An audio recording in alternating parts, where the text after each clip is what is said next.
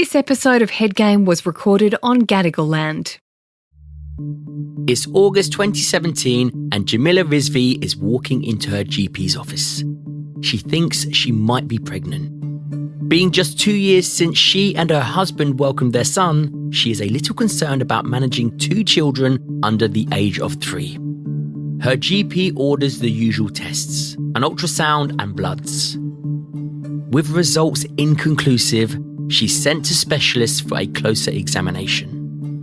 Instead of finding a baby, doctors discover a rare tumour in Jamila's brain. The diagnosis triggers a harrowing treatment plan, 2 rounds of surgery and 36 rounds of radiation, the effects of which she still battles to this day. I'm Middleton and this is Head Game. Today, Australian author and journalist Jamila Rizvi on fighting a 1 in a million brain tumour. Now, Jamila, you wear many hats, don't you? Yeah, I do. Actually, I look really good in hats. That's one of my. You haven't got one on. I don't have one on today, but it's my humble brag. I'm someone when you get told to put on a hat, I look good. I think I'm someone who. Most people, when they describe me when I've left jobs and stuff like that, enthusiastic tends to be the word that gets thrown around the most. I can feel that. I can feel that energy already. But when you're enthusiastic, you tend to want to do all the things, right? And I'm someone who has always sort of felt like there's not enough time to do all the things I'd like to do. So try and wear as many hats as I can. Yes, I've seen, and journalists as well. I'm sort of reading through the list and I'm loving it because I completely relate to that. Jumping from hat to hat, people to people, different environments, different locations, surrounding yourself with different people, you're always going to learn and grow and become a better version of who you are. Take me back, though, to your Mamma Mia days. Yeah. Because that's ultimately where it sort of, not all started, but that's where, you sort of were thrust into the limelight as such. And your messaging and your values behind what Mamma Mia encapsulated. Talk me through that. Yeah, sure. So I'd been working in politics, so I'd very much been around media and around that spotlight you talk about, but very much not in it. Gotcha. I was behind the scenes helping prime ministers and ministers get their message across, but the worst thing in that job you could possibly do was get caught on camera. Your job was to never be seen. Oh, so that's what you were. You were ultimately. Were you scripting stuff for politicians? Yeah, I was a speechwriter and a media advisor and a bunch of different things. I love that. And then I could see that the government wasn't likely to win. And to be honest, I was really pragmatic. I could see a lot of people with the same skills as me were about to be unemployed at the same time. And I was looking ahead and thinking, well, what would I do? And Lisa Wilkinson tweeted the job at Mamma Mia, and I wouldn't have seen it otherwise. I clicked on it and I applied and I got the job and moved to Sydney, and it all happened in about 2 weeks. So it was a real whirlwind. So you went from the political realm into what realm is Mamma Mia? Because it's quite a jump from one job to another, one role to another. And actually, I think what Mamma Mia is today is quite different to what it was in 2012. Mm-hmm. So in 2012, Mia Friedman had turned her blog into a website, and she had a company that was running this women's website and publishing every day. And they probably had maybe three writers, I think, working there. The whole company was about a dozen people. We were working out of this tiny little office in Lime Street down by the wharf in Sydney. We didn't have a meeting room, so we used to have all our meetings out on the balcony because there was a table out there that was a bit bigger. Good old startups. It was a proper startup. But it really suited me, actually, because I think to thrive in politics, you've got to be happy with chaos and you've got to be happy with making what you can out of what you've got. And a startup isn't dissimilar in that regard. You've just got to hit the ground running. There's no time to say, oh, I don't want to do that job, or I think I'd be better suited to this. You just you just start, right? You roll your sleeves up and you do whatever you're asked to do. And I loved working there, and I worked there for almost 4 years, and during those 4 years we went from 12 to 120 staff. So it was a massive expansion. Wow. So you're going along, and I take it you're working all hours under the sun here, right? What was the messaging behind Mamma Mia? How did that look on a day-to-day basis going into work? Yeah, it was incredibly empowering to work there, I've got to say. I had a great time. I loved working with a lot of women because in politics, Certainly when I So was it's there, only women. you didn't work with a lot of women. At the time, true. it was almost all women. So True. it was a real shift from vast majority men who I was working with the politics to vast majority women at Mamma Mia. It certainly was back then a website with a really strong feminist message, and I enjoyed that. I enjoyed putting a gender lens on whatever happened to be going on that day, whether it was celebrity or current affairs or politics or sport, whatever it happened to be. And we didn't have a lot of boundaries because it was new and it was a startup. There weren't many processes in place, not many systems. That could be tricky at times, but it also gave us enormous freedom in that if we felt like launching something new or doing something differently, like we didn't have to ask anyone, we'd just do it. I find that fascinating. And also, like you said, there's no boundaries to it. You can ultimately say and try and get away with what you can, right? Yeah. But in a pure way. And I found it really interesting that you said you went from a sort of male dominant political realm to being, amongst women. Do you felt like that gave you a sense of freedom, a sense of liberation, and a sense of power? Yeah, maybe a little bit. I think I was confused at the start because I started working in politics at 21, and so I hadn't really had another grown-up job in my head. And so the first thing you do is what you think is normal. And so working in politics, I'd been there 4 or 5 years, and that was how I thought the world worked, I suppose, and that's what I was used to. And I was really used to quite a masculine environment without recognising it as that. Mm-hmm. Yeah, of course. I was used to an environment where people were extremely confident. There was a lot of bravado and you never admitted you were wrong. And I walked into this all-female environment where everyone, all these young women, every day, like sorry was the most commonly used word in the office. It was like, oh, I'm so sorry. Do you mind if I just go to the bathroom? It was like, you don't need to be sorry for going to please go. But there was so much apology, and I think it really did start to cement a lot of my views around what makes people feel confident and why it is that women are made to feel not so confident, and what it is about society that makes women not feel confident. And a lot of that is about inequality. Yeah. It does strip your confidence away a lot of the time. And there are people who don't fall victim to that, absolutely. But for a lot of women, I think the voice in their head has been put there by living in a pretty gendered society. And one of the things I did love about that Mamma Mia setting is, I suspect similar to an all-girls school, right, was that it did give women a place to thrive without feeling like they were being pushed out or muscled out because it was an all-female environment. And how important is that? To give people the opportunity to have an all-female environment, so they can gain their confidence, be around like-minded people, be around their own, shall we say? Because it is really important. Because when something goes wrong, you go back to your own people. You go back to your own circle. You go back to your own environment. You go back to somewhere where you feel comfortable and confident. Yeah. I do think that, at a personal level, I do think there is something extraordinary about being in a room full of women, and I get a lot of enjoyment and energy from that.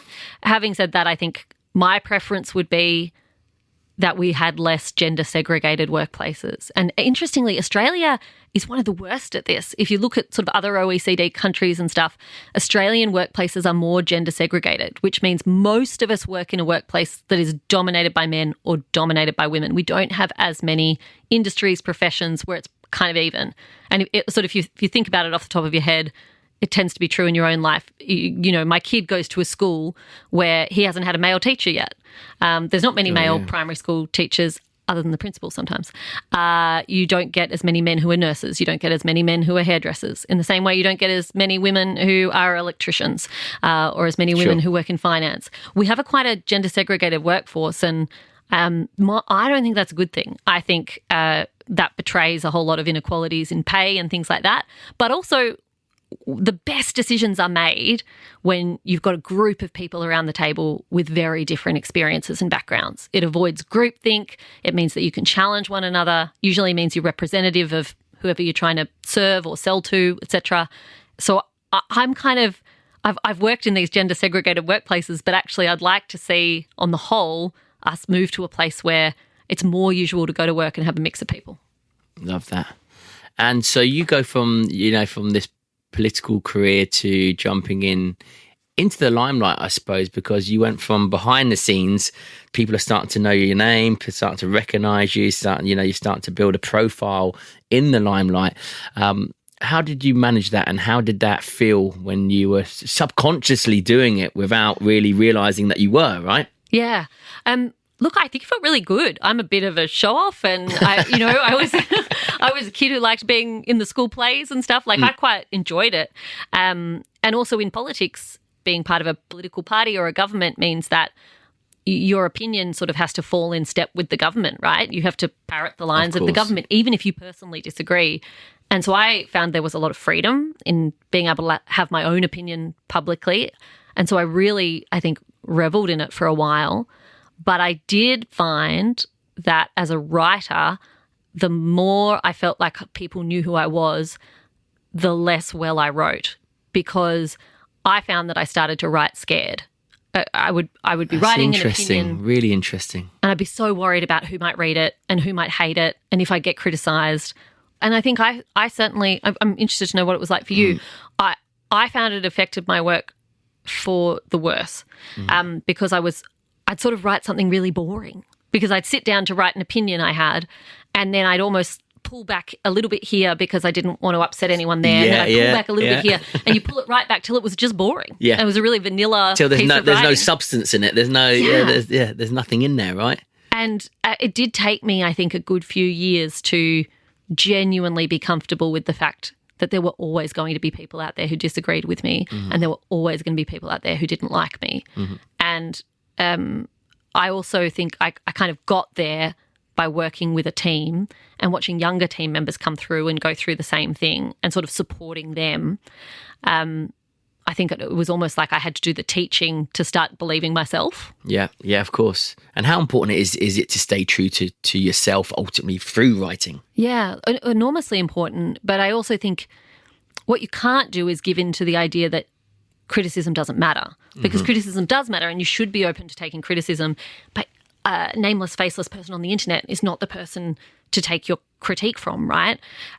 One of the things that I found really helpful and that I used to try and make all the team members do back in the day was to sit down and assemble a group of people in your head, or cut their pictures out of the newspaper, whatever you wanted to do. It could be a mix of people you knew. What, throw darts at them? No, I'm joking. I'm joking. A mix of people you knew and a mix of people you didn't, whose opinion you cared about. You know, for me, I remember saying, like, I care about my dad's opinion on my writing. I care about, I was very close to my former boss in politics, Kate Ellis. I cared about her opinion.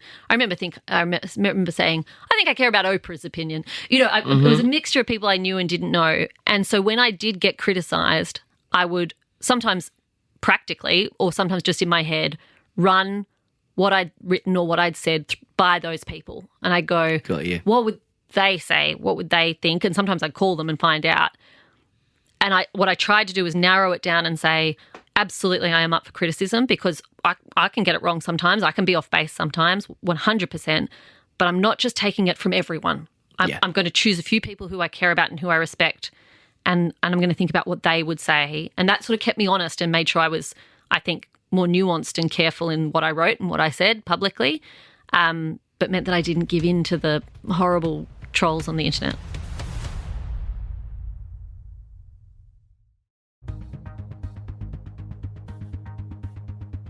Whilst you're going through all of this, you've got family in the background, right? Well, sort of just at the start, actually. Yeah. When I was working at Mamma Mia, I met my husband, and we started a long-distance relationship originally. He was in Melbourne, I was in Sydney. And then, I was working at Mamma Mia when I fell pregnant as well, and we had our little boy after that. And did your work affect that relationship between you and your husband, or did you manage to find a great balance and everything was work? Obviously, having a child as well, doing what you're doing, you're definitely double hatting there. It's tough, right? Oh, for sure. And I think we had to figure that out together in those early days. And I really thought I'd just be able to go. I was so naive. I just thought I'd be able to go back to work and work the way that I used to. I think I was thinking of a baby like an accessory rather than, than a human. Yeah. Like I just really did not know what I was getting myself into. And I had kids, I had my son much earlier than most of my mates. And so I didn't really have a model of how to do things. And so I didn't have a lot of friends who had kids already. And I think as a result, I just sort of was muddling along trying to figure it out. But one of the things that really helped for us, at least, was that my husband and I shared care pretty early. So we both went part-time when my son was about 5 months old. I did the first 5 months, and then from there we shared it together. And for me, that has been the game changer in allowing both of us to have careers that we love and also have really great relationships with our son. And that's not an easy thing to do because you've both got to want to do that. It's got to be financially possible for you to do that. And I know that's not easy for a lot of people, but I do think in a partnership, if you can find a way early to share the care, it means no one's the expert, because I think the danger for mums, especially if they're in a relationship with a man, is that you have the baby. And so there's already this like, oh, look, you're the one that did all the things. You grew the baby, so you must know things, when actually you don't know anything. Yeah. And then you become the expert in the baby because you're the one at home. And once you're the expert, you're always the expert. And so you know all the things and you're in charge of all the stuff and you're the keeper of the knowledge and you know what snacks at what time and when bottles have to happen and, you know, when's too late for a nap. And the more expertise that you hold and nobody else has means that you have to be the one doing all of the care. And I think what my husband and I, probably by accident rather than design, were able to do was that neither of us was the expert in how to look after our son. And it means that now, where I would say we're pretty balanced as parents still, we've established that shared care and that equality between us really, really early, and it's followed through our son's whole life. Wow. And what year was your son born in? He was born in June of 2015. And then in 2017, you feel like you're pregnant again. Yeah. Like you have these same sort of symptoms. You think, oh, we've got another one on the way. Yeah. And you go to the doctor to confirm, right? Yeah. Take me back to that moment in 2017. Yeah. So I'd skipped a period and I thought, oh God, I must be pregnant. And my first reaction, I will admit, was, no, it's too soon. I'm not ready to go not again another yet. one. Not yet. I was going to wait another year.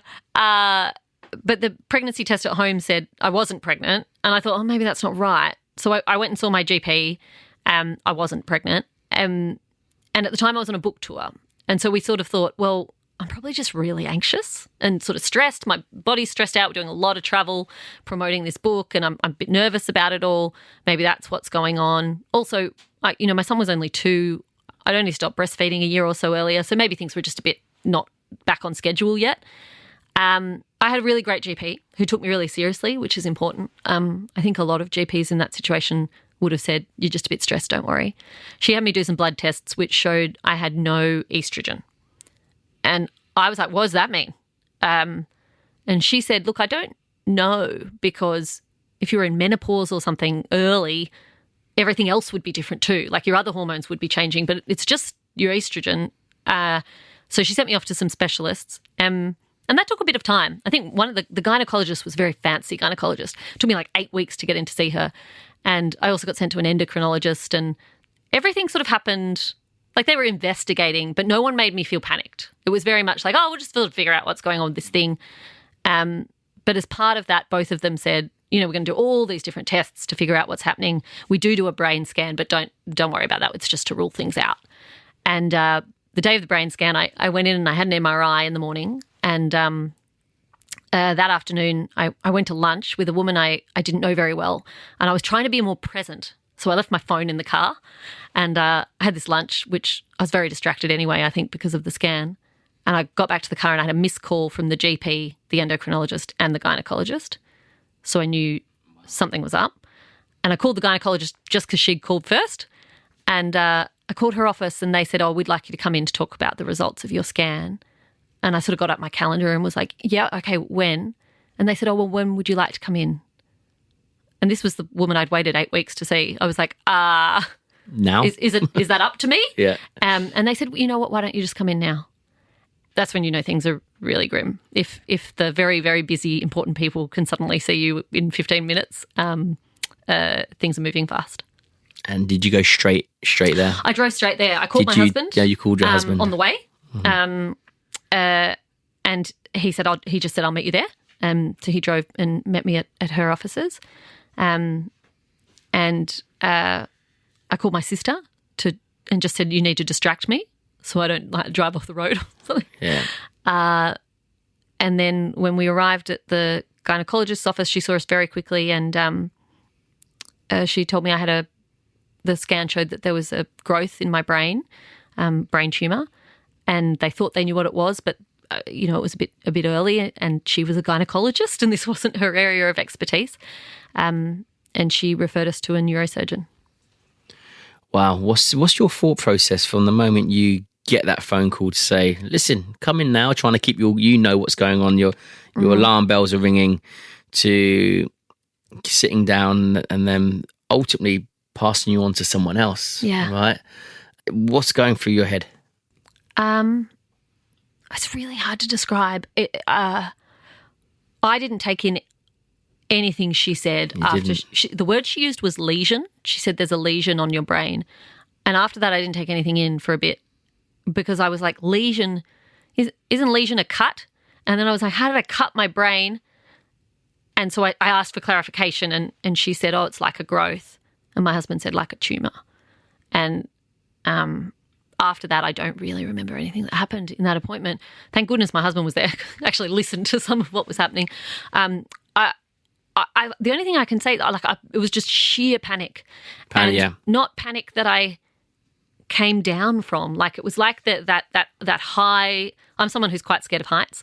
It felt, that's the closest I felt to it, is having been up somewhere very, very, very high and being told to jump. I imagine that's how I would have, but I didn't come down. Like, I felt like I was in that heightened state for weeks after that, and there was no relief or release, because I am someone who is a real problem solver, and I like to think about a problem till I can come to a solution or a plan.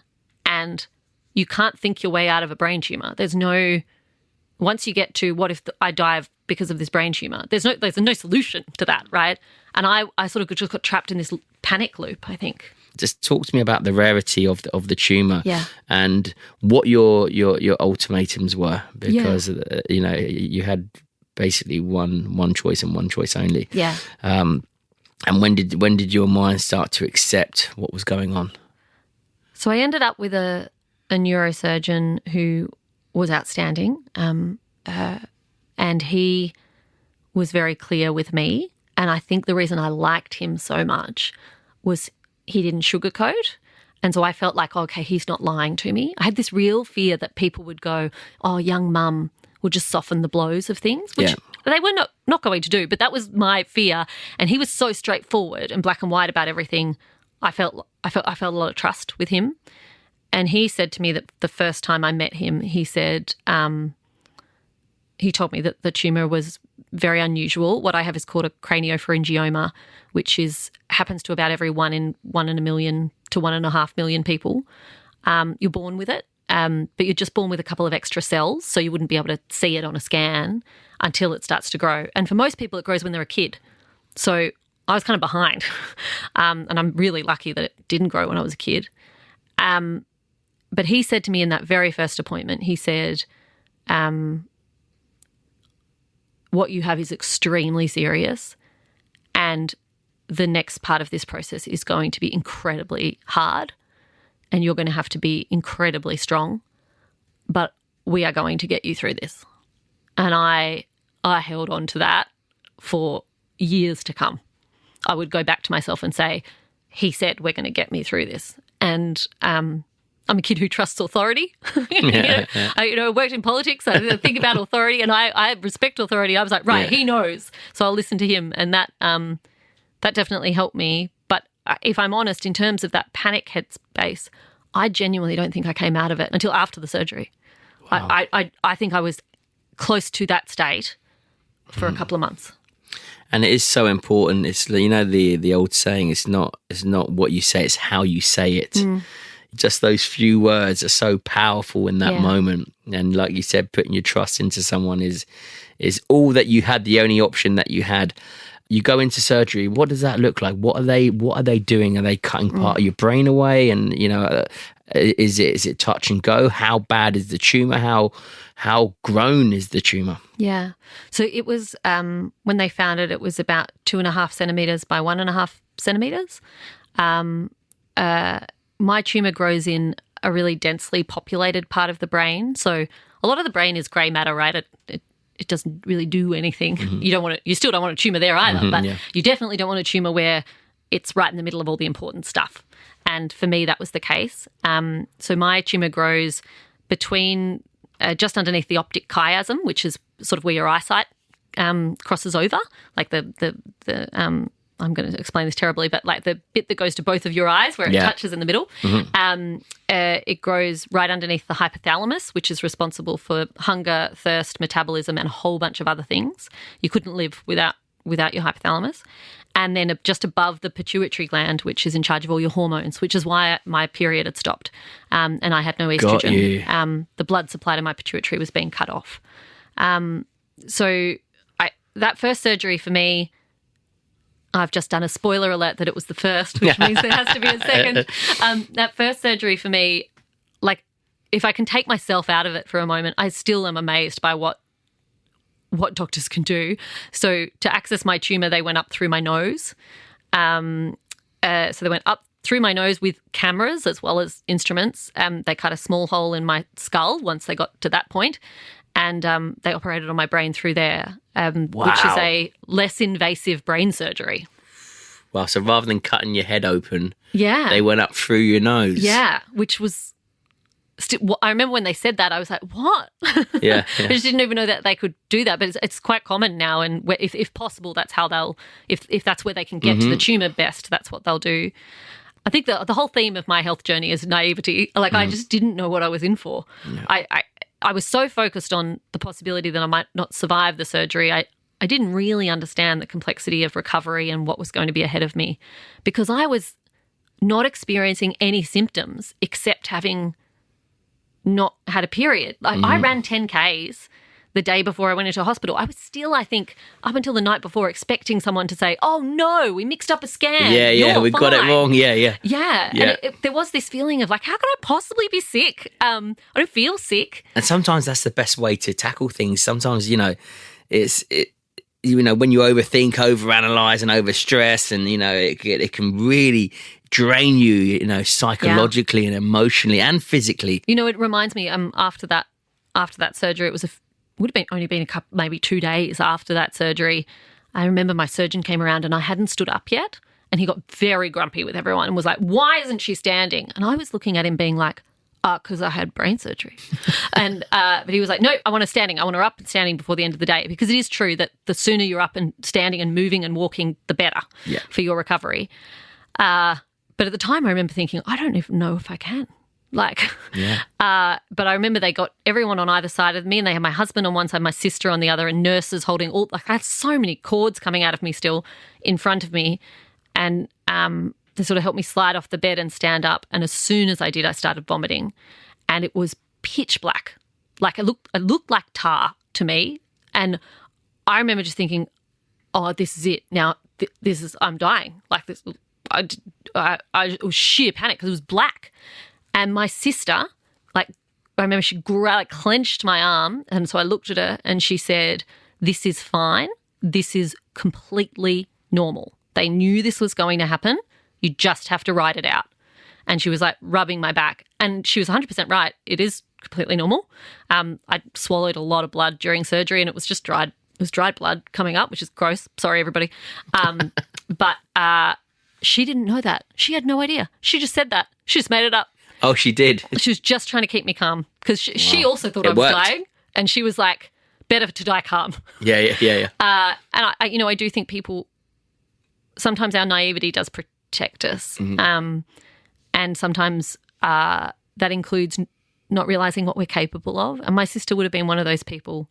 She's the baby of the family. She's the one we always looked after, and with me not being the one doing the looking after, she really stepped up in the most incredible way for my whole family. She supported everyone, including me. And I think sometimes we don't know what we can do until we're put in a circumstance where there's no choice anymore.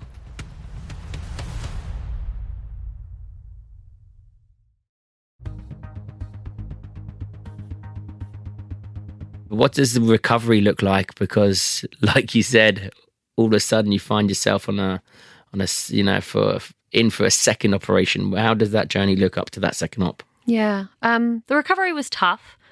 Not least of which that I had quite a weak nose afterwards because they had to take a lot of cartilage I can imagine. out to get all that say stuff in there. pulled the tumour from your brain through your nose. Yeah. And I don't know, put it in medical waste or something. Yeah. Wow. But to do that, they had to take a bit of cartilage out to just make more space, I suppose, in my nose. And the recovery was going all right. It was hard and I was so tired. And chemo? At that stage, they just left it with the surgery. So it was a very much wait and see what happens next kind of situation. But my 2.5-year-old flew a Spider-Man doll into my nose by accident.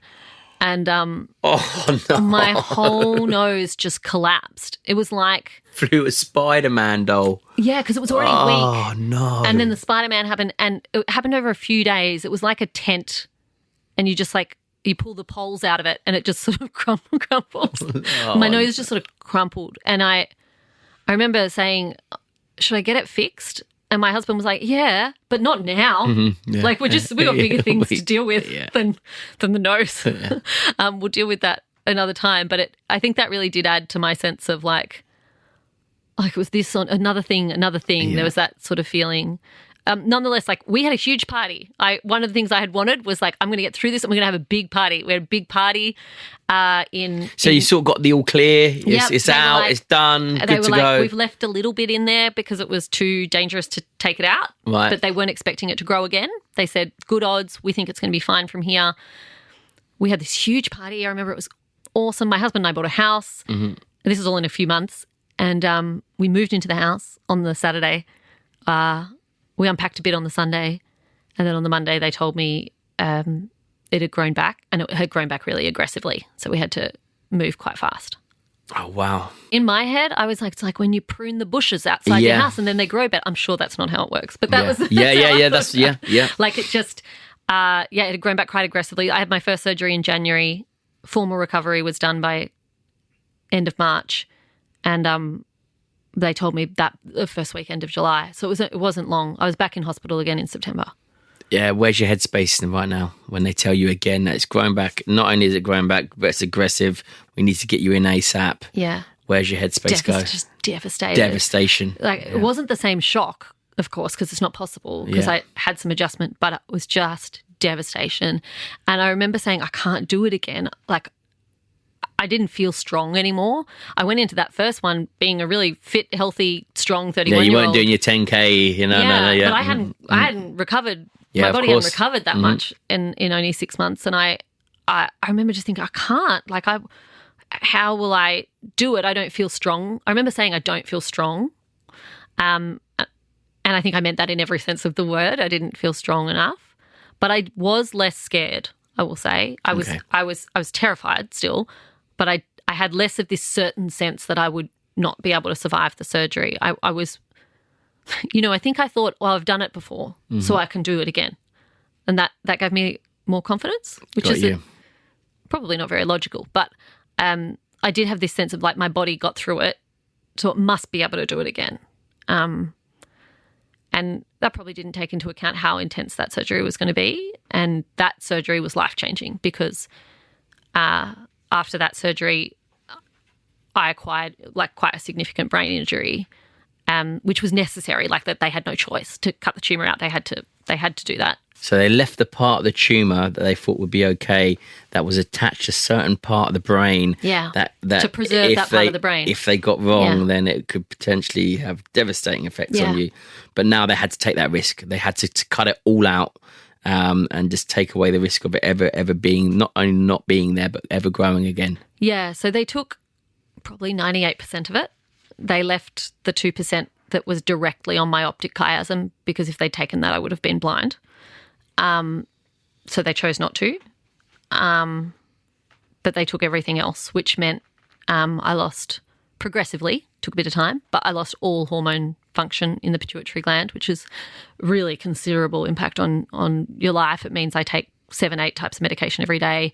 I don't make cortisol anymore, which is the big one, because you can't be alive without cortisol. My body doesn't balance water on its own, and so without medication, I would just be ferociously thirsty, and but wouldn't make urine properly. Like I'd just drink lots of water, and then it would come out, right? But I would not. My body wouldn't do what it needed to do, and so I would eventually just dehydrate entirely and die from that if I didn't have the medication. I don't make estrogen or testosterone or growth hormone or prolactin. There's so many of them, progesterone. And so it just completely changed my life. Wow. And how has that changed your outlook on life? I would say now, 5 years after that, I am somewhere back near that headspace again. I don't feel indestructible, but I feel like I have the same enthusiasm and enjoyment and determination for life.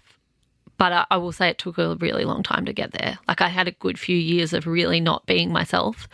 And how did you get through that to be where you are today? Yeah.